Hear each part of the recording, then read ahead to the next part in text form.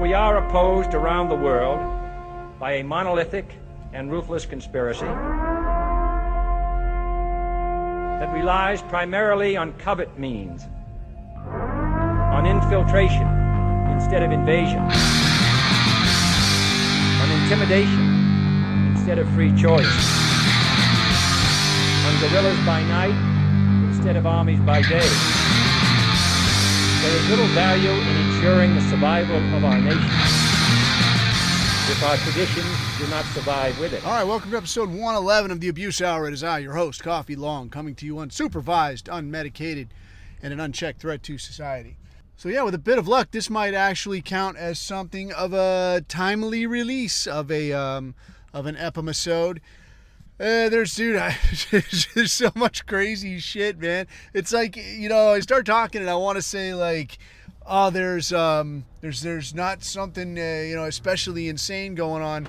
But then it's like, no, there's not something insane because there's just everything insane. There's so much wacky shit afoot.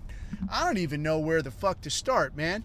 So I guess off the top of my head, like obviously the big to-do most recently has been this tariff situation, which is nice and gay, dude. That's the only way I could say it. It's nice and gay, and I don't think that it's going to ultimately mean shit. It's a lot of to-do about not really much of anything.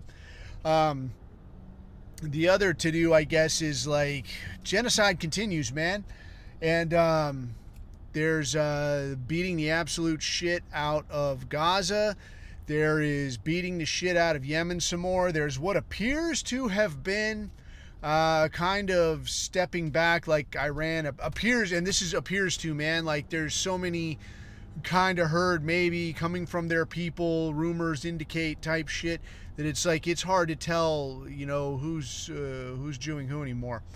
But it appears that Iran kind of flinched in terms of like, okay, we'll stop backing the Houthis. So whether that actually got said or not, whether that is something that they will actually do, or whether that is something they're saying and like, yeah, we're gonna keep doing whatever we're doing because fuck you guys. It's anyone's fucking guess. It's hard to believe. It's very hard to believe, I guess, Iran or anybody would look this far ahead and take all of these steps and then suddenly say, okay, no, I'll walk it back. I'll stop. I have a hard time with that. And I guess the more I think about it, it seems more likely that looking at the way the U.S. has dealt with Yemen and with these Houthis, and again, tip of the hat to these guys, man. I mean, honestly, whichever side of anything you happen to be on, you have to tip your hat to somebody that puts on their big balls and is like, I will fucking get it on, whatever the odds are. I will tell you that like Taliban dudes, even like the broke-ass local wannabe Al-Qaeda dudes or ISIS dudes or whatever the fuck we're calling them this week, not the Israeli-sponsored version, but the dudes that are like just some shithead in a tracksuit that's going to come out and like, man, fuck these Americans. Like, you have to respect the balls, dude. So this Houthi situation, you have to respect the balls, man. These are cats with like, nothing to work with. I guess they got their hands on some quality missiles and such, and that's good. But they don't have what you'd call air power. They don't have a whole refined pipeline of we're cooking soldiers, a 20-year batch at a shot. It's not happening, man. These are just some dudes that were like, yeah, I think I'm going to get it on. And on they have gotten it. But if I had to guess, though, I am inclined to think that maybe Iran looked at it and said, all right, you know what, we'll stop backing them. But perhaps not as a step back, as in like, okay, you win. But as like, we were letting them do the proxy work. They're just taking a fucking beating. It's not honorable. We'll step in. We'll fight our own fucking fight. Maybe that happened. Maybe it didn't happen. Maybe they did push out. Maybe nothing has actually changed at all. But it is a possibility. And if I'm being completely honest, I think you have to look at this fucking thing. If you're, say, the U.S., you have to fucking look at this thing and say, is this a possibility? I have to consider it. What if, right? What if this is what's happening?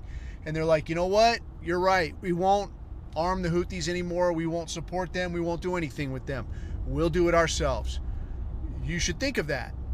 You know, however you want to fucking, you know, from whatever perspective, it's a very real possibility. So for my money, it is something to think about. But I guess most recently, this situation with Yemen was, and I don't know if it was Trump himself that tweeted it, or if it was one of his underlings or whatever. But it looked like somebody tweeted out or put out that we bombed a group of Houthis gathered to receive military direction, you know, for their next attack. And it was like, oops, you won't be bombing us anymore. And first I got to say, like, us, what us? Are you bombing the U.S.? They're not bombing the fucking U.S. They said specifically they're going after Israeli interests, Israeli shipping interests. And that's why it got everybody's fucking attention. But everything I've seen since then was that, yeah, this gathering that you blew up is, and again, this is my best understanding. I ain't Mr. fucking, you know, Houthi culture. I don't know this shit inside and out. I'm just telling you what I saw. But the way I saw it was that when they do one of these tribal get-together type things, their deal is they're outside and they all stand in a big fucking circle. And I don't know for how long. I don't know what they're doing in that circle, but it does appear to be one of those things. Because, I mean, when I look at this, my first thought is like, dude, it's outside in the Middle East. It's 1,000,000 fucking degrees. Like, you're not standing out there without a good reason. And those people don't stand out there without a good reason. It's fucking miserable out there. So if you're showing me a bunch of dudes all standing around in a circle in the direct sunlight in the Middle East, my first thought is like, you're doing this for a reason, man. This is not a planning conference. Because any of the sit downs type shit that I ever went to, it was always inside, and it's always, I'll tell you, dude, it's such a trip, man. Because I saw this in I don't know, a little bit in Afghanistan, because it's more fucking primitive. I mean, it's no shit primitive, but you definitely see it in Iraq, and saw it like in Kuwait and Saudi and all this shit. When these cats get together, man, a lot of times if they want to do it like old school, and they have a thing about this old school way of doing shit, you know, one generation off the camel. They get in one of these big long fucking rooms, and they've got these little cushions that line the walls. So a lot of times it won't be like table and chairs or this kind of shit. It's cushions lining the walls, and you go sit in there, and sometimes you smoke hookah, you drink tea, and they fucking yuck it up, and they talk it up, and they figure out whatever the fuck, and they do the little Haji hand waving thing. You know, because you can't do this fucking thing, guy. You know, otherwise you always do this one. I cannot have this one. And they do this thing, and they fucking yell at each other, and eventually they arrive at some kind of a fucking conclusion, and down the road they go. So to me, man, standing outside in the direct sun, like, I don't know, you know, the thing I saw was like, yeah, dude, this is a traditional method of gathering and greeting before you start some kind of a meeting. So this was probably some kind of intertribal thing. You just blew up some fucking guys doing whatever the fuck. Nice job, dipshit. I don't know, dude. I don't know if there was any level, because I know, like, the times that I saw drone strike type shit, they had this thing, without giving away too much fucking baseball. There was where I was in Afghanistan, they had a thing at a lot of the higher end sites called Kill TV. That's what, not informally, that's what cats called it, but it was called Kill TV, and it was basically the drone feed. And if there's a drone feed up, like, sometimes it'll be just following a guy around, or it'll be like a known location, and we're watching this guy, and it's a guy maybe we think we saw before, and he's walking over here.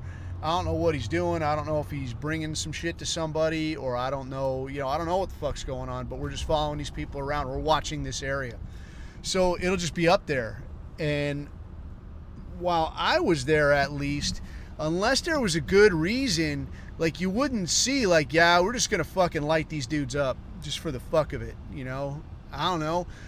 But I also know times have changed, and we're not talking about, you know, we're not talking about U.S. interests where, like, they'll throw your ass in jail as quick as anybody. Like, you could be the guy on the ground, and somebody's out there with a gun and he runs and fucks off, and then a dude that looks just like him, because they all look just like him, pops up and he's running the other way, and you smoke his ass, and it turns out he was holding like a fucking table leg or some shit, and it's I don't know how you'd assess it was a different dude, but you know, some kind of shit that like, oh, somehow it wasn't the guy that was shooting at you earlier. They'll lock your fucking ass up, dude. Guaranteed every time. You're gonna have to go in there and demonstrate beyond a reasonable doubt that like, no, I thought this was actually the guy that was shooting at me. I was actually, you know, my perception was that I was getting shot at and in fear for my life and this kind of shit. Otherwise, you'll fucking go inside. And guys can make all kinds of arguments for that. I know a dude, and I can actually tell this story now because this guy's dead. But I know this dude that we went on Target.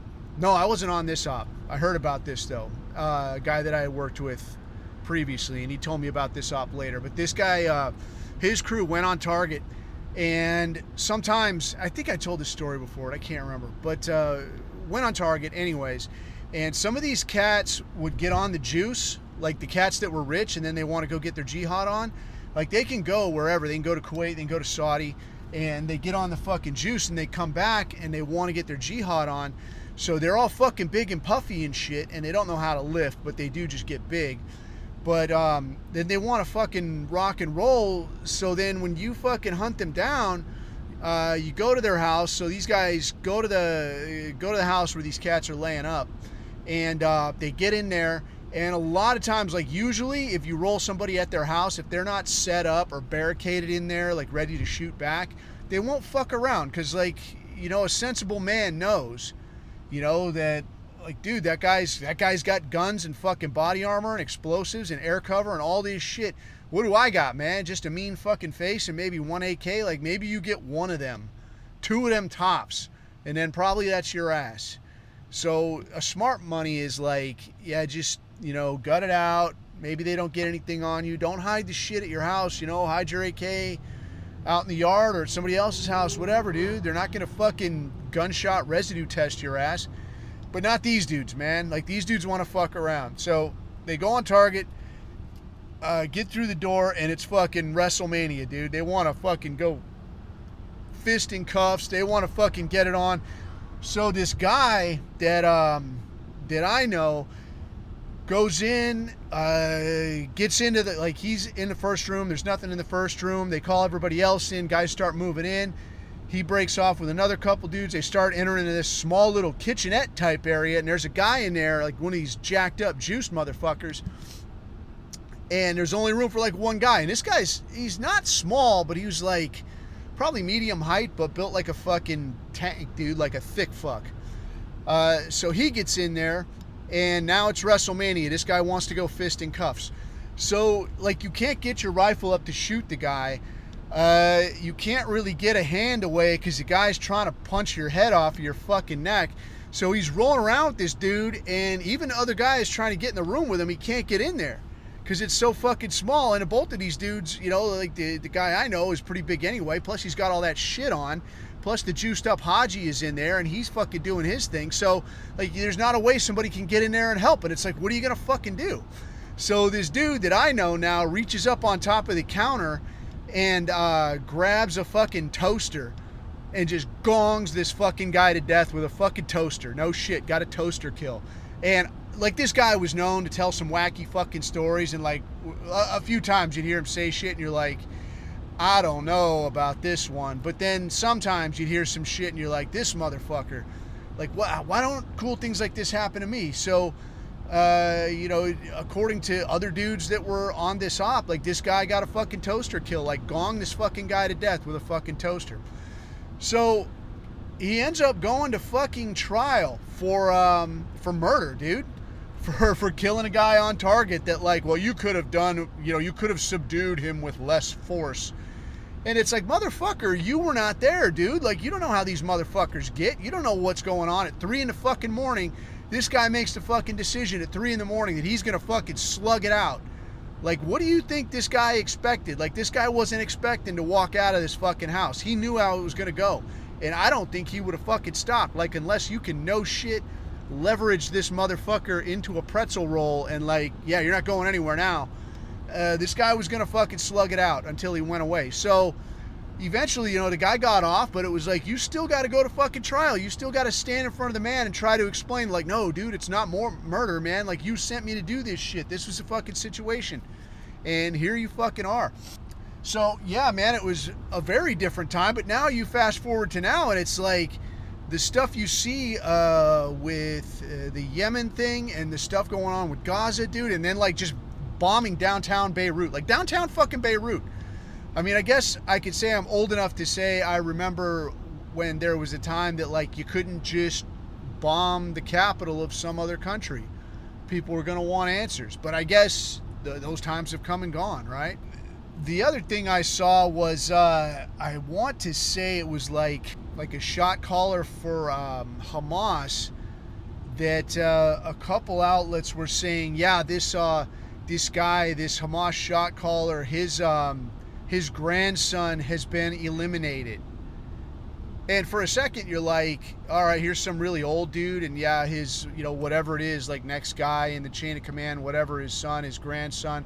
Oh yeah, no, it's actually his grandson, and his grandson was actually fucking 2 years old, dude, and got one fucking dropped on him. Like, yeah, he's dead, bro. And now you're fucking high-fiving, right? So I want to kind of address something, based on that situation, not that situation specifically, but that perspective, that take, that mindset surrounding this kind of shit. All right.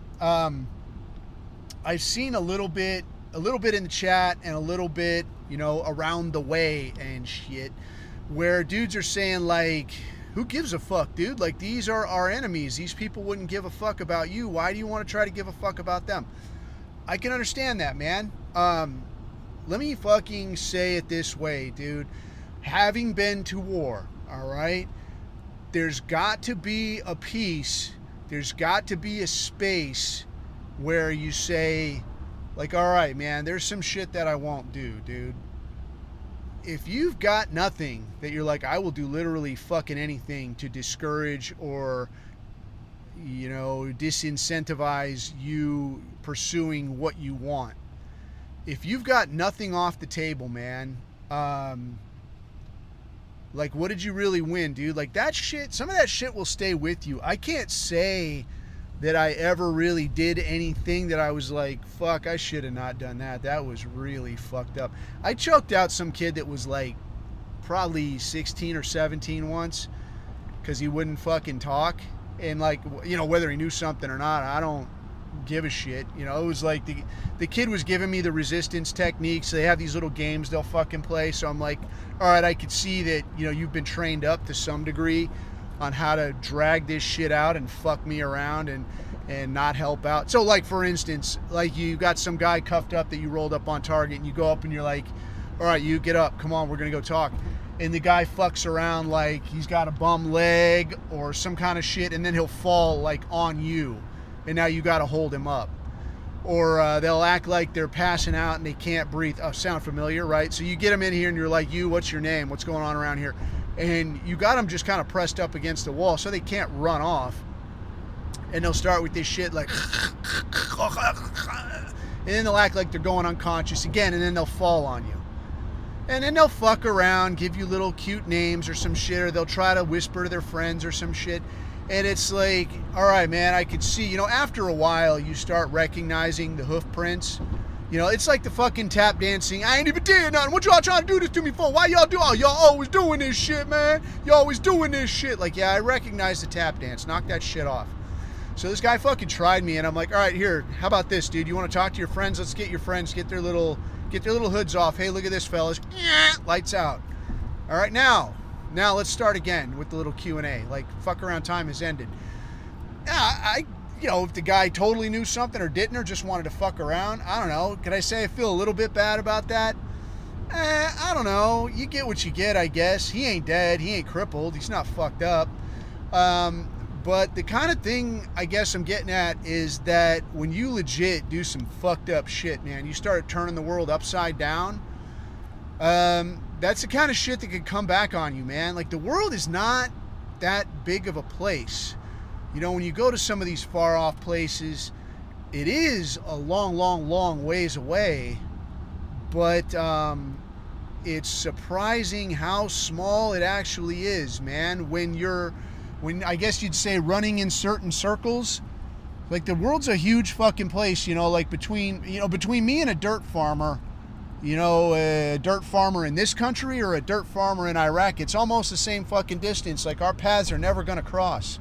I'm never going to run into some fucking dirt farmer from fucking Kansas somewhere. And if I ever did, I have just about as much chance of running into some dirt farmer that made his way from deepest, darkest Jazeera, Iraq, you know? But when you start talking about someone who's playing the game, someone who's, you know, like they fucking anteed up and they want to get it the fuck on, you'd be surprised, man, like how small the world is. Like you run into the same cats in a different city. I actually did run into somebody from an agency that shall remain nameless in a Middle Eastern country, and then again later in an Asian country. And I'm like, oh, hey. And then I got this stupid fucking lecture about like, hey, you know, we try to keep a really low profile, so we'd really appreciate it. And I'm like, why don't you just go fuck yourself?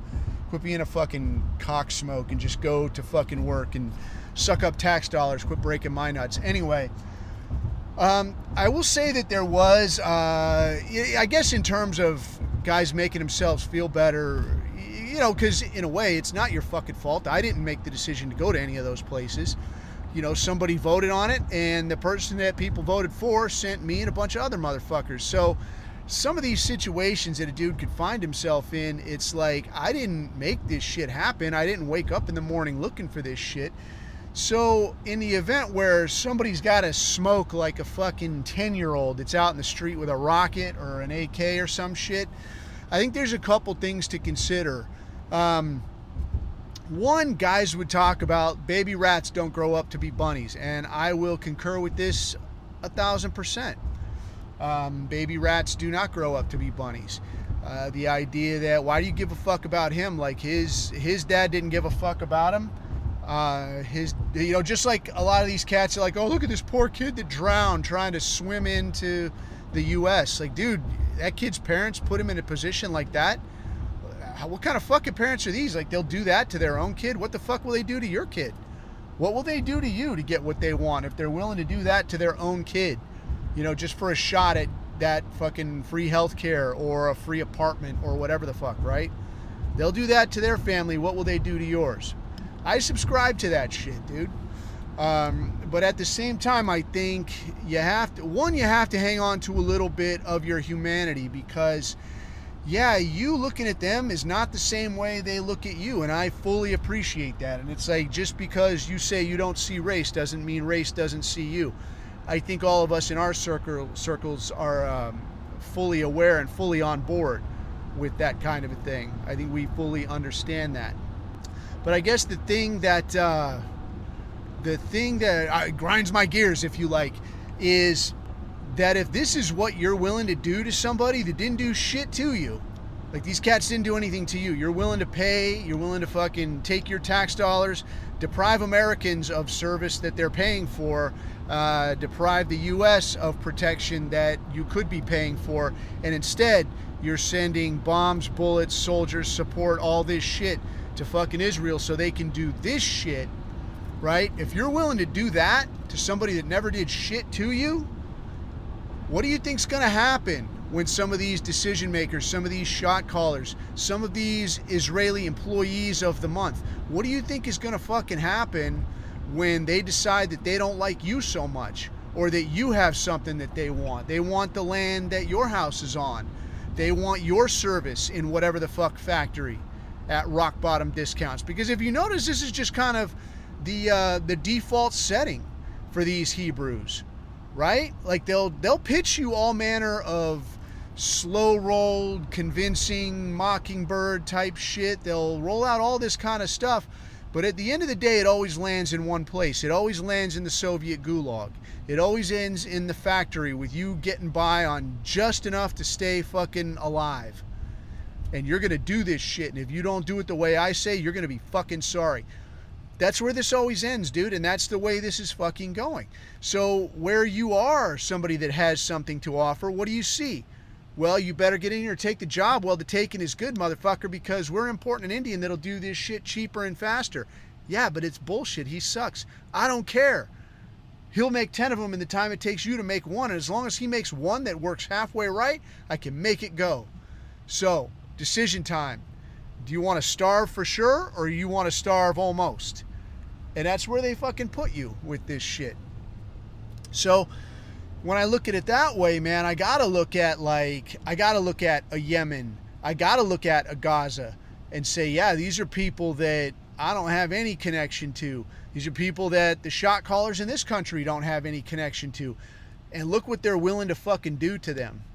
They're willing to go at these motherfuckers like they stole their last nickel. They're willing to bomb these people like they just fucked their sister. And because what? Not because I get anything out of it. Not because they get anything out of it. Because Israel gets something out of it. Yeah? You get to fucking pay for the privilege to bomb the shit out of these people so Israel can have more real estate, so they can get a little beachfront property going. So for my money, man, I don't got to stand up and wave a Palestinian flag, but if there's a chance to trip up these Israelis, if there's a chance to call them out and to name them and go, hey man, you see a fucking pattern forming? If there's anything like that I could wheel out in front of a normie, I will fucking jump on it. I am all fucking over it. So whether it's Candace Owens, whether it's any number of black dudes, I don't care if there's black dudes, white dudes, candy stripe dudes, Candace fucking Owens, Big Lip Barbie, I don't give a fuck. If they're saying, hey, Israel, these people are a real fucking problem, I'm just going to pipe down a little and let it fucking roll. I'm not going to interrupt and be like, this person doesn't fucking represent me. I don't give a shit what you say. I don't need you for my fucking mouthpiece. No, dude, I don't want to distract from the message. Go ahead, talk it up, man. If you got something interesting, then cool. If it's bullshit and it's a distraction, then yeah, I'm going to be like, well, you shut the fuck up for a while. Let's get down to brass tacks here. Let's wheel out what's actually happening. But otherwise, dude, I'm going to let it fucking go because I think we're getting to a point now where I think you could actually see a candidate step out there and people say, what do you bring to the table? I'm going to end support for Israel. Yay, people go nuts. Holy shit, how great would that be? Because I think the other half of that is when you look at the tiny hats in this country, the fucking, the most recent cope has been like, well, not all of them support Israel. There's some people that don't really like that. Yeah, maybe there are. Maybe there's people that aren't flag waving the little blue and white. But I'll tell you what, just like being, say, some beat cop going into a ghetto neighborhood, these cats are going to look the other way and say they didn't see nothing. They're going to stand there and be like, I don't know, it's hard to say. They're not going to say shit, dude. They're just going to let it fucking happen. And if Israel expands and that's more money more money from the U.S. to support a much bigger Israeli footprint, well, then that's just fucking terrific for them, man, because now you got a bigger homeland to go visit, when you fucking go out there. So I don't give any fucking slack to those people. I think it's fucking bullshit. I did see an article, and I can't remember what it was in, maybe Zero Hedge or something, that there are a lot of people leaving Israel, and people are talking about, wow, like where you'd think that people would be, coming into Israel, because with wanting to support the motherland and this kind of shit, and no, but apparently people are leaving Israel, and where are they going? Where do you fucking think they're going? They're going to the U.S. for one, but I will bet my last wooden nickel that as shit continues to flow, that they're going to start moving into Ukraine in no time. I will just bet you that is where they land. Because, in a lot of ways, like the easy answer is, yeah, this is kind of where they're originally from. And I wouldn't be surprised to see them embrace that little taste as well. That like, oh yeah, this is where we're kind of originally from, guys. So it only makes sense. It's only reasonable. But it wouldn't shock me a bit if that's the way that it went. So, I don't know. We'll have to see how that goes, I guess. But there's also a piece of information going around that I thought was, I don't know, I want to say interesting or just It's definitely something that Donald Trump actually converted to Judaism several years ago. So you do actually have a kosher president in there calling the shots. And is it bullshit? Is it the genuine article? I couldn't say. What I can say for sure is that if this dude is not Jewish, I mean, he is certainly putting his back into it. I mean, he is burning the midnight oil to earn these kosher wings. And that, of course, brings us right back around to the tariff question, the latest, greatest in the bullshit song and dance that's been going on with this clown act. So apparently, you know, what was it, April 2nd, I think, he was saying it like, oh, it's Liberation Day. It's going to be Liberation Day. A freer, greater, stronger America. You're gonna love it. It's gonna be amazing. I will believe it when I fucking see it, dude. So apparently this clown ass decided to put out tariffs on a handful of countries. What he's calling reciprocal tariffs, which it's not actually reciprocal, because if it was reciprocal, it would be, I'm gonna do to you exactly what you're doing to me. So as it is, China tariffs goods from the U.S. at, I think it's like 35%. Israel was doing tariffs at, I think it was, I want to say 30-something%. And then there was some up in the air as to how they were going to manage Canada and Mexico. And again, with like the threats and this shit and that shit. So to kind of look at two ends of it, like the strictly capitalist version of what's going on here is that he's putting out these tariffs that's going to force businesses, it's just going to make it cheaper to do things in the U.S. The reason people don't do things in the U.S., though, is because there are 1,001 fucking fees and regulations and little fucking nickel and dime death by 1,000 fucking pinpricks. Like, you've got to get an OSHA survey to make sure the spotted owl doesn't like to nest in the one tree 100 miles away that, you know, the fucking non-toxic exhaust from your one-man operation might put into the air that will piss off this owl. So you got to pay for that shit too. You're going to have to pay for Tyrone's retirement. You're going to have to pay for all this shit. And as someone that works for themselves, yeah, I can tell you it's fucking ridiculous, man. Like, basically, if you do work in a state, that state is banging you up talking about, like, hey, where's my cut, bro? What am I looking at here? What am I getting? And it's not just like the taxes, you know, say you do $10,000 business in whatever, fucking Nevada. It's not like they're like, hey, we want our little taste, you know, of the 10 grand that you earned while you were here. It's not like that at all, dude. It's like, no, we need to see about, you know, workman's comp for while you were here. We need to see about, you know, insurances. We need to see about permits. We need to see about licenses. We need to see about all this shit. So it's like, dude, why the fuck would you do anything in the U.S. if you could possibly fucking avoid it? That's why nobody fucking does it here. Right? I mean, if a guy's trying to make fucking money and you see everybody else is doing shit overseas, like, yeah, you can do the thing and like, buy American, bro, buy American. But honestly, you can only do that shit if your rent is already paid. Because if it's not, well, great, you could do that shit for like a month.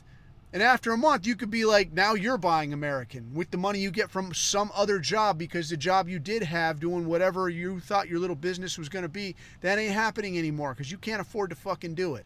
It's not fucking happening. Right? Even me being a fucking crippled vet type shit, if I look for a fucking government contract, it's like, oh yeah, you get head of the line, you know, you're up there in the front, you know, with big dogs. Yeah, you're going to get fucking head of the line privilege right alongside women of color, right alongside, like, dude, if it's women or Africans, or in this case, in the U.S., like Indians, man, you're going to be right there with those fuckers. And since those are the guys a lot of times handing out the contracts, what do you think your chances are? Slim and fucking none. So when you look at, like, how are we going to incentivize people to do work in the U.S. as opposed to somewhere else? Well, what does that do now, man? Now it turns it into basically the Soviet system where, no, you can't do shit somewhere else because it's like the Soviet situation was you're doing it fucking here. That's the fucking news. We've steered away from that now, where we pretend that people have the choice, that like, okay, you can do it somewhere else, but now we're going to make it so fucking expensive it's not possible. So you're going to have to do it here, but to do it at all here means you're going to have to cut so many corners, and your quality is going to be such shit, and you're going to have to hire such fucking nitwits, and they're all going to be on like their second or third shift, you know, because everybody's working 3 or 4 fucking jobs. So now what kind of product are you turning out? Dog shit. Just like Soviet times. But do you want to almost starve or do you want to actually starve? So here we fucking are again, right? So how does this fucking tariff thing fucking play out, dude? I think badly. I saw the take that yeah, like the stock market shat the bed and however many gazillions of dollars evaporated. Okay, whatever. But I also know that like it's only rich tiny hats that own the majority, the vast majority of those stocks anyway. So if you're looking at me to give a shit about that, you're looking at the wrong fucking guy. However, I also know, and this was an easy way that I heard it put, that, you know, when you try to crank up the regulations or the requirements or the taxes, and you say, we're going to tax the 1%, bro, like I'm going to make you pay your fair share, bro. Well, what happens then, dude? All that guy does is he takes one or few less ski trips to Switzerland. Maybe he sells one of his many yachts, the one that he doesn't really use that much anyway. He doesn't give his workers a raise, and maybe he increases the price of his product by something a little under 10% so that you probably don't even notice. There, that cost that I had to pay, now that's covered. But what doesn't happen is the economy doesn't get to fucking grow. You don't get a raise. People coming up and coming into the job market, they don't get a fucking job now because this guy's not hiring any more fucking guys. No, because I had to pay more taxes and, you know, I had to pay for these extra fucking fees. So, that's not going to happen this year. But at the same time, we're also trucking in half of Guatemala and a whole lot of Somalia and all of this shit. So your odds of getting a job go down. Like that's 2 ways you're getting hit there. 1, because this guy's not hiring, and 2, anybody that is hiring, they're going to look at hiring Somalians because they can do it for nickels. Makes sense? So when you start looking at this business of like, yeah, well, fuck these rich guys because they're the only ones taking a hit. Yeah, they are taking a hit, and yeah, fuck them, and fuck these tiny hats and their fucking stock options, but it's also fuck you because they're going to pass that savings along to you, man. In the end, you'll be the one that gets it up the ass. So how does it play out ultimately? I think ultimately, if it gets bad enough, it'll be taxpayer bailout time. So there's more of your money that you're never going to fucking see again. And if it gets kicked far enough down the road, it'll just be like, oh yeah, well, it takes time for it to take effect. And yeah, it's getting there. It's actually improving when it's actually not. And if it goes on long enough, then whoever is in charge can just say the other party is hamstringing them and roadblocking them and playing politics and da-da-da-da-da. So in this case, it'll be the Trump saying, oh, the Democrats are blocking us at every turn and they're not allowing a lot of these things that would ease these difficulties on taxpayers, and that's their fault. Dude, at the end of the day, man, I just had this conversation where, like, I had this conversation because today I'm recording this on the 5th, and it's supposed to be today, like, oh, go and protest all the crazy shit going on. And I'm like, dude, you're protesting what? You're protesting what are you protesting? Trump and Elon, these guys are assholes. And I said, you know what, dude? If these two got hit by lightning tomorrow, nothing would fucking change. If you look at the history of the U.S. since like 1913, when the Federal Reserve came online, if you look at the history of how things have gone for Joe Lunchbox American, forget looking at who's in charge. Just look at how it has gone. Look at your quality of life. Look at how hard you got to bust your ass for $1. Look what you can get with that fucking dollar. Look how flimsy that dollar becomes as time goes by. If you look at just that, it's a steady, straight fucking line straight into the dirt. It doesn't matter who's in charge, man. You're getting kicked in the balls by a different color boot. That's all it fucking is. It doesn't fucking matter. But still, like, these people are so hung up on this Trump. And, like, I ain't a fucking fan either. But fucking get over it, dude. Like, what are you fucking thinking? When this guy finally goes away, because it's, what is it now? It's going to be 3 years and change, and the guy's going to be gone. What are you going to say in 3 years and change? Oh, finally. Oh, are things going to suddenly improve? Get the fuck out of here. No, of course not. So apart from the tariff shenanigans, there's been some other weirdness with the Doge or Doge or however you prefer to pronounce it, with that whole situation. Dude, this was I don't know. I want to say it's silly, but then it's also a little bit funny. But just being funny, it makes me kind of scratch my head a little bit. So let me tell you what happened. So I happened to be talking to someone who knew somebody who got laid off, a medical professional who got laid off from a government position through this, whatever this Doge fucking axe your job situation, like your job's going away. So what was kooky was like this dude that's is a doctor, had been in a spot where like, hey, guess what? There's going to be people losing their jobs, and you're going to be the guy that gets to break it to them. And you got to tell them that you ain't going to have this government job no more. That sucks for you, but it is what it is. Enjoy. So this guy's doing this shit, and I guess running on for a while about how much it sucked. But then it comes down the pipe that like, hey, guess what? Is everybody fired? And like, yeah, everybody's fired. Okay, well, yeah, everybody's fired except one person, and that's you. So guess what? You're gone too. And like, what the fuck? Yeah, you're going to be gone by June. And like, what the fuck? Hey, no, actually, change of plan. You're going to be gone tomorrow. Get your shit. Like, oh, fuck. So apparently this guy's still getting paid till June, but, your job just evaporated. And what I thought was kooky was I'm asking for details, and I'm like, well, I mean, when you say a doctor, like, what kind of fucking doctor? Like, I don't know, a foot doctor at a clinic for people with no feet or some kind of crazy shit? I don't know. But no, like a legit fucking doctor from a legit fucking facility, and is like, yeah, your shit's gone.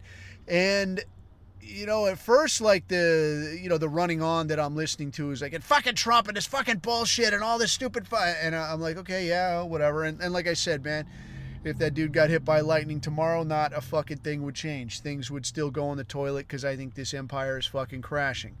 But that said, my first inclination was to laugh about this, quite honestly, because, hey, wait just a fucking minute. I mean, it was not so long ago that people were getting fucking fired. Again, medical professionals were getting fired because they did not have a dose of this vaccine that some asshole came up with, over the course of a month or two. And if we want to revisit that real quick, I think it bears remembering that they're talking about, yeah, you should lose your job. Yeah, your name should be printed in the paper. Yeah, maybe you should lose your kids. That's what these people were talking about.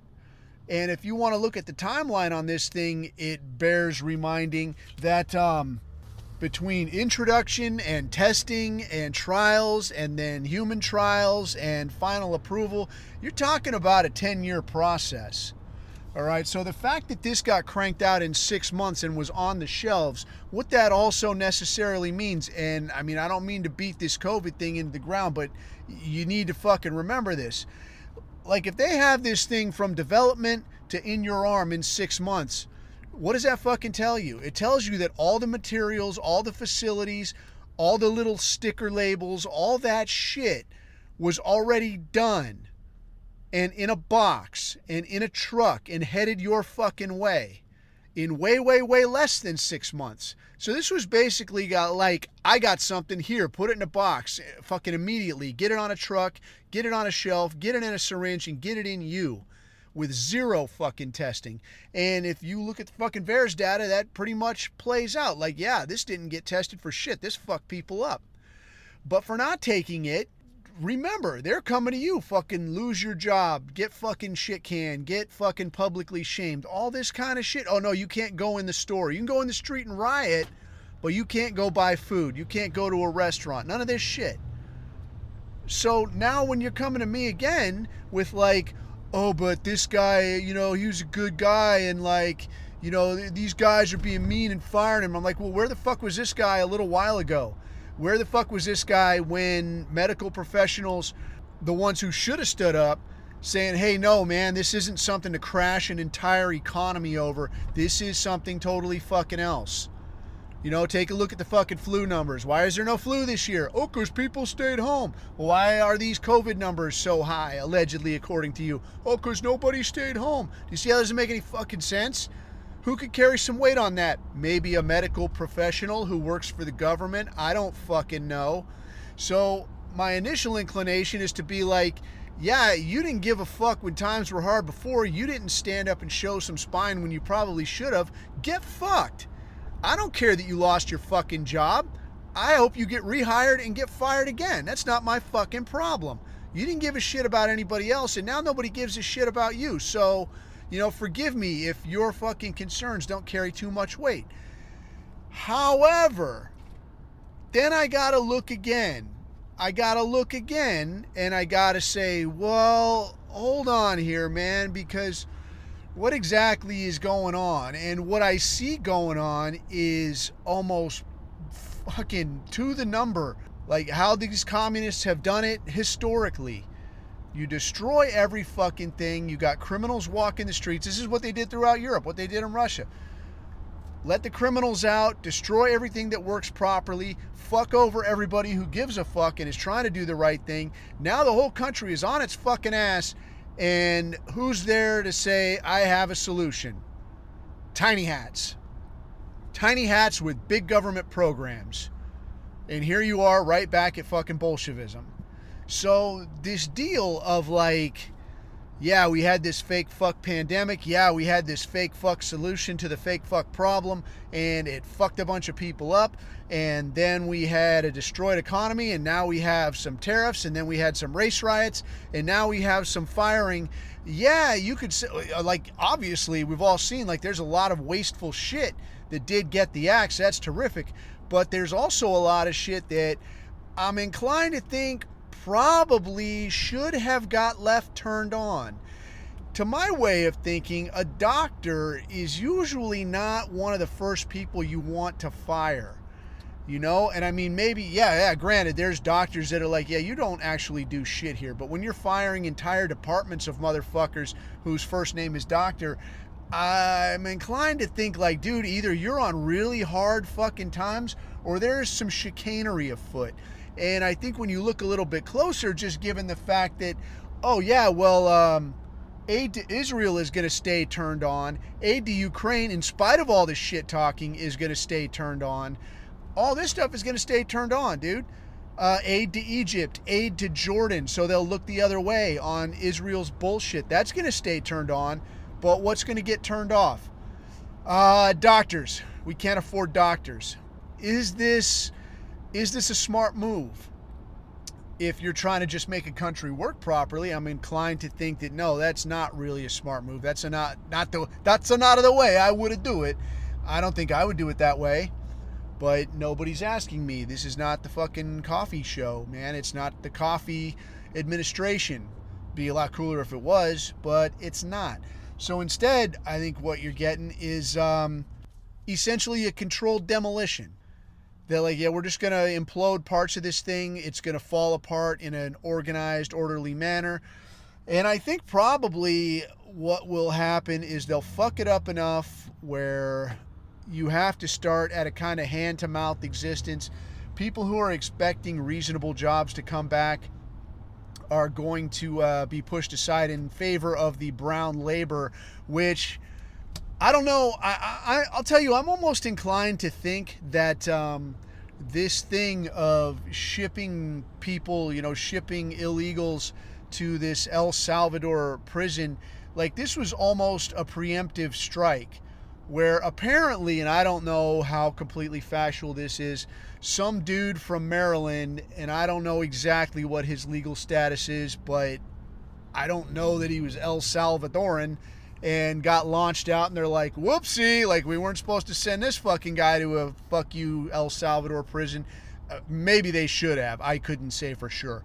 But what the narrative is, and I think this is what's important, is that you've got this narrative where like, yeah, man, we're climbing in windows and snatching people up, and we're sending their fucking asses to El Salvador to a go fuck yourself prison for bad motherfuckers, and that's where you're going to stay. And if they can demonstrate that, like, whoops, that was a bit of an overreaction, then we could be in a spot where they got to go, you know what, let's just freeze the whole thing and let's have cooler heads prevail. Let's get a program that functions the way it ought to. We got to figure some things out before we resume this. I'm all for sending whoever the fuck you want to fucking El Salvadorian prison if they're, at least one shade darker than me, okay, call it two, just because I know one or two Italians.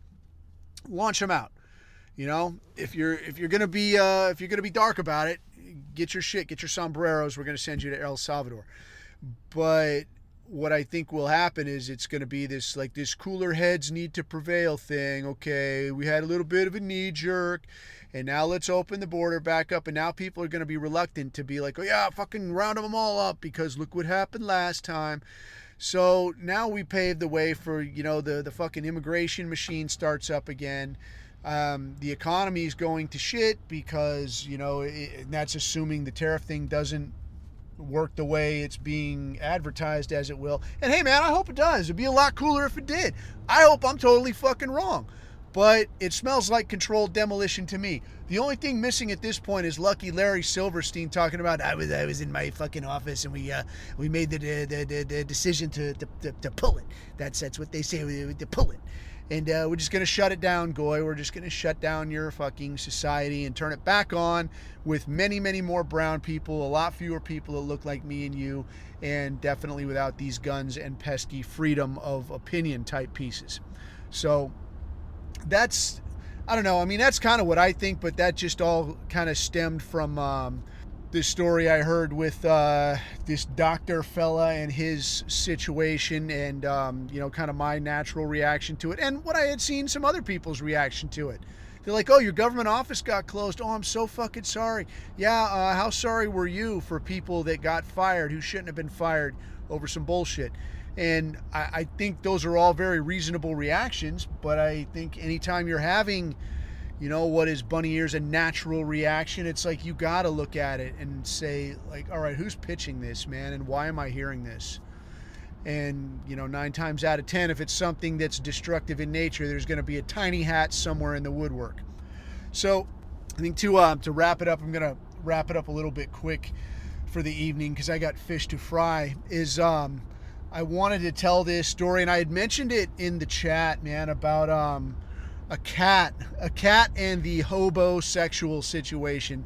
So to clarify for everybody that's not in the chat, the idea of the hobosexual, that's H-O-B-O, like hobo on a train, like a transient, a tramp, yeah, you know what I mean? Hobosexual. The idea here is that you're sleeping with somebody just so that you have a place to sleep, not somebody that you would otherwise have any kind of interest in. So I'll tell you this story, man, about how this and a cat that I was very allergic to all came together at one very special time and place. So way the fuck back, many years ago in a time zone far away, I had split up for, I don't even know how many times it was, from my now ex-wife. But we had split up this time, and I was living at work. So I'm living at work. And at the time, at the team, you had this deal where they had these little offices for each crew. Also in this building, they had like a little bunk room and a kitchen. But what was fucked up, it was like they put this together. This building was built before 9/11. So when they built this thing, it was like they didn't really think through, like, how will this be if dudes get recalled? Because the idea here was like, you get recalled, you're going to have to live at the team, you're going to be planning, you're going to be prepping gear, and then we're going to launch you out to go fucking catch Carlos the Jackal or whatever the fuck you're going to do, right? But they didn't really plan it out. It's like they planned it like they didn't really mean it. So there's like a bunk room, but it's got, like 4 or 5 fucking bunk beds in it, like not enough to house a whole crew of anybody.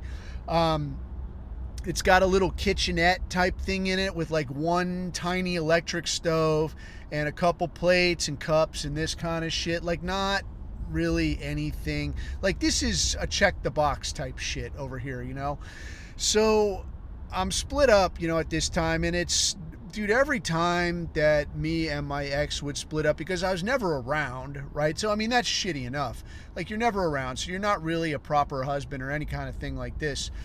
But you're also gone enough where you got time to kind of reset and reload and like, all right, man, let's let's think things through. Maybe we work this out. And then you go back and you're back long enough for her to hate you and you to hate her. And now the whole fucking thing starts over. You know, if you're in town long enough, it becomes fuck you, no fuck you. And now you're split up again. You know, so it just goes on like this. So this particular time, I'm living at work, living at the team. And there was another dude there that was this guy that we called Drunk Jeremy. And Drunk Jeremy, as the name implies, like this dude was a piece of work. This dude drank gin like somebody was paying his ass to do it. And he was like, I had been around a little while at this point, and Drunk Jeremy was brand new. And since Drunk Jeremy was brand new and he didn't really have any rank, he was living at the team as well because he didn't have any money, right? Because he's fucking brand new. But so we're over here living at the team, and the deal was like, we start out, you know, where you're sleeping in this bunk room, but there's always got to be a dude on watch. So like a dude, you know, a lot of times you're supposed to walk around, you check, you make sure nothing's on fire, but you just kind of walk the building, you know, if you're stuck on watch or whatever. But a lot of times guys aren't going to actually properly stick their heads into rooms and see what's what or anything. But for some fucking reason, often enough in this building, like dudes would cruise around, and because like you're on watch and you got nothing else to do, and this is a building you're probably not in that much except for your own particular little office, you know, if you're assigned at that point. And all of the other spaces, like you never go in there. Like nobody goes in the fucking kitchen. Nobody goes in, you know, like the big planning room with the maps and shit. Nobody goes in the little bunk room or whatever. So inherently there would be some motherfucker that's on watch, and it'll be like 1 or 2 in the fucking morning, and you're in there trying to sleep, and some fucking guy will come by and like clink and like click the lights on, and you're like, fuck. And he'll just be like, oh, sorry. And then just leave and walk out and leave the lights on. And you're like, God damn it. So the preferred option became to be to sleep in the office. So that you'd have like a little couch in there, and you could lock the door, and a lot of times there would be a TV in there. So at the time, like you'd have a VCR, somebody would bring a VCR in, so you could put a fucking tape in, get some background noise going, get a little sleep. And everything is everything, man. And yeah, you're sleeping on a couch, and that sucks a little bit, but it's way fucking better than getting woke up at 2 in the morning by some asshole who's just cruising around the building because he's got nothing else to do because he's bored and he's on watch, right? So eventually then, like I live in one office and Drunk Jeremy's living in the next office. So me and him became pals because I used to like to drink it up, not as much as Drunk Jeremy, but I used to like to drink it up quite a bit too. So we start hanging out. So we go into town one night and we're doing what he calls the gin show. And this dude, like, he would drink fucking gin and he would be like totally fucking level, right? He's like, oh, yeah, how you doing? Like he's a regular person. And then it was like out of nowhere, zap, and like the gin show is on and he's fucking slurring and stumbling and he's got nothing fucking going. And he's funny as fuck. Like you could hand this guy a phone book and he will crack you up. Like this dude was hilarious. But so we're hanging out, we're doing the gin show, and I meet this girl, and I couldn't, if you had a gun to my head, I couldn't tell you this girl's name. I have no idea. But for some reason, mid-gin show, this chick thought I was all right. So knowing that, you know, for some woman to think that I'm all right when I'm completely shit-faced, like you already know, like the caliber that you're dealing with here. Like this is not, you know, she's cute, but she's not a catch, dude. It is what it is. So I pair up with this chick, and she's like, yeah, you're coming home with me. I'm like, okay, cool. Luckily for me, she didn't live that far. She lived, you know, not too far up the road, so it was super convenient. Like the parking wasn't an issue, because a lot of places here, like it was like you got to have a permit to live in, you know, or to park in this neighborhood, or it's super crowded and you can't find a spot. Parking was casual. So I'm like, well, this ain't so bad, man, you know? So I go back to this girl's house, and now I'm over here, and she's got this cat. The cat doesn't fucking hassle me. The cat stays over there. So after a little while, it becomes this situation where like she's into me. She knows my job. Girls like that kind of thing, you know, that's even if you're a drunk fuck up and you look like me, then it's okay because, you know, girls like your job, and that carries the weight that you yourself can't carry. So she's into it, and she wants me to come over whenever I'm in town, and that's well and good because I don't like sleeping in the office, and she don't like sleeping alone. So here we are. So now I start going over there, except now the cat starts thinking I'm all right. This girl's cat starts thinking like, yeah, this guy's okay. I see him around a little bit. And now it degenerates to a point where like I'm over here and I'm trying to go to sleep, and now this cat, like I'll wake up and the cat's on my chest, like, oh yeah, like doing that thing that cats do, like, oh yeah, this is all right, man, this is my spot. So I'll wake up like with my eyes like voomp, like blown up, crazy, swelled shut, and I'm trying to not be a kook, to this girl's cat. But I can only do so much, man. So finally, I'll wake up and like, I'm swelled up and hating life, and she's asleep. So I'll be like, bang, and like knock this cat into the floor, like yoink, and the cat's like, meow. And she's like, oh my God, what happened? I'm like, I don't know. I think your cat or something, I don't know. But eventually it became too much even for me to bear. And deployment came up pretty quick. So, plus, you're traveling a lot. So like a lot of trips, here comes deployment. So it's like, yeah, so, I got to get out of here. And, so I'll miss you and your cat and everything. Oh, will you see me when you come back? Oh, yeah, I might be, somewhere else, relocating after this and changing my name. But, yeah, that's the idea. It's the anticlimactic story, but it is what it is, man. So yeah, though, hobosexual, it is a thing, and it does work, in a situation where you're on the street, as it were. But I guess from my experience and experiences that were like semi-similar, it does seem to come to a point eventually where like somebody wants more than the bargain entails. Like if to you this is a hobosexual thing, and to her this is like, yeah, we're gonna link up. Or if you're kind of, a yutz, and to her this is like, yeah, man, this is just, I'm gonna get this guy in here. Or what, actually, plenty of these stories, but I know one girl in particular that did this in reverse. It like came all the way from New Hampshire.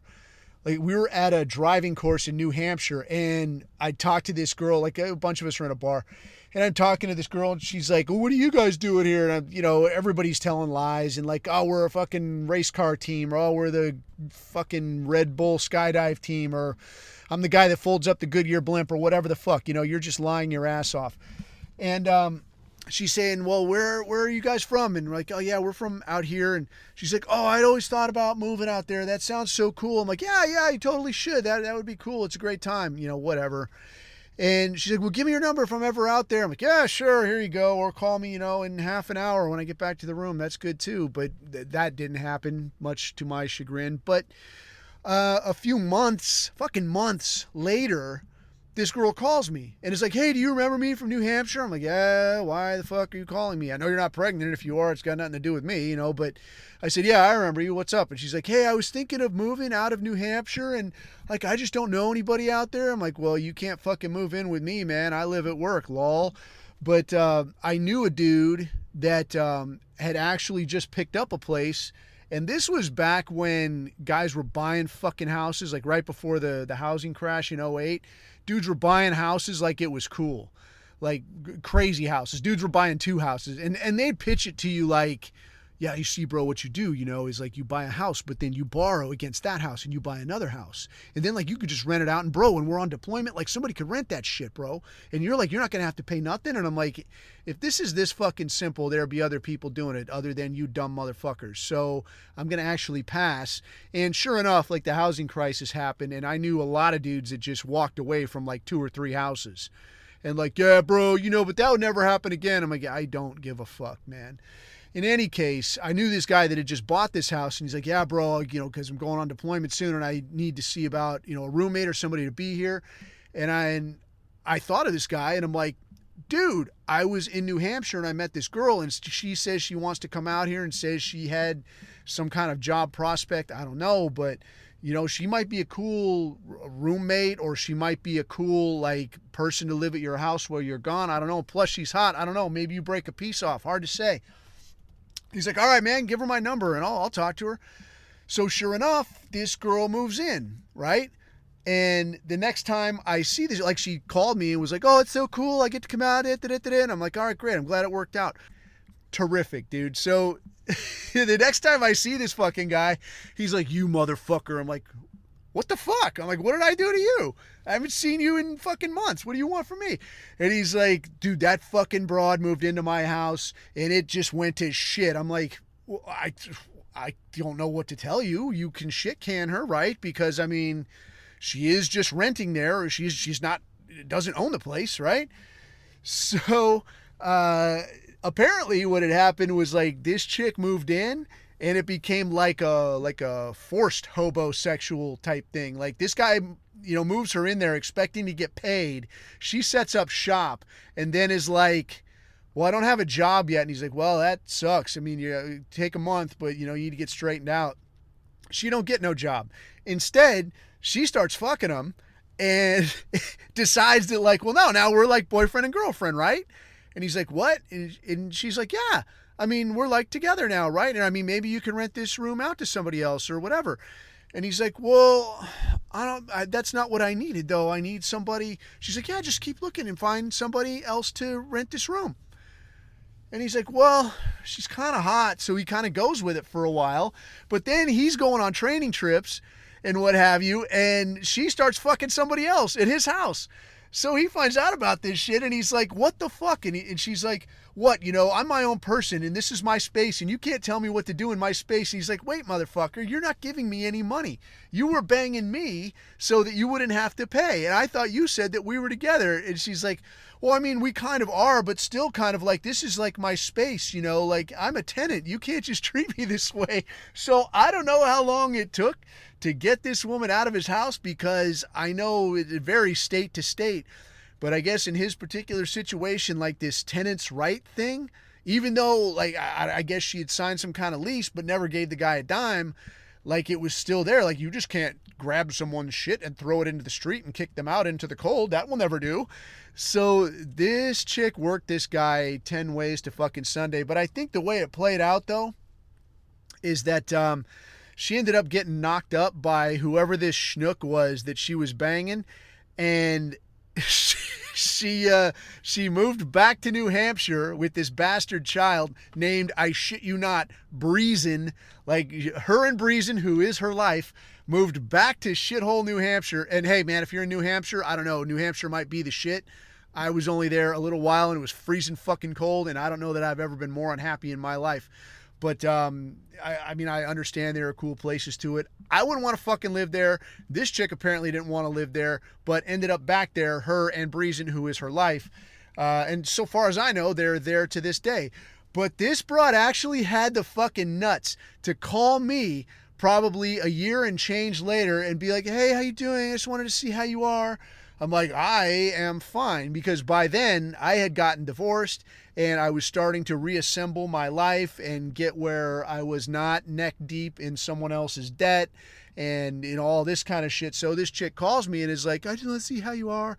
I'm like, yeah, I'm not bad, got divorced, got a place, fucking work, all this. And she's like, well, like, if you ever need, like, a personal chef or whatever, like, me and Breezen could come out, like, anytime. I'm like, you stay the fuck where you are in New fucking Hampshire, and remember to dress warm, because I got a lot of things I need, but a hooker with a spare kid is not one of them. So there you go. So anyways, I think that's enough of half-witted story time for today. But as for me, I'm going to get cracking here, and if you dig any of this really cheese content, man, feel free to share it or leave it someplace where people can find it. If you want to hassle me or you want to talk it up, chop it up with some of the boys in the chat, you can check it out on the Telegram at t.me/the abuse hour or associated chat t.me/rant room. So other than that, man, I'm gonna get cracking, and maybe something weird will happen in the next week or so or few days, and we'll have that to talk about. But either way, man, keep your eyes on the horizon and keep your neck out of the noose. I have been Coffee. These are my takes.